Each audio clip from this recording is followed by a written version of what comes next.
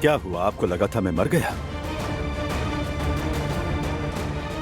सबको यही लगा था, मगर मैं अब तक जिंदा सही सलामत हूं। लेकिन ये हुआ कैसे? जैसे भी हुआ आपके सामने हूं। ये सब छोड़ें, खुद को ज्यादा उलझाएं मत। अपने लाडले भतीजे को खुशामदीद नहीं कहेंगे?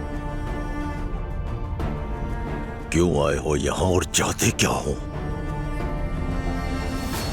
शिहानली खानदान का सरबरा नहीं था ना, तो अब आपके सामने खड़ा है। अब इस खानदान का सरबराह मैं हूँ। अब से सरबराही मेरे हाथ में है, तुम्हारी जरूरत नहीं अब।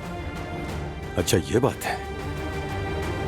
तो ये फैसला किसने किया? हमारे बड़ों का फैसला है ये, और तुम्हें भी ये फैसला मानना होगा, समझे?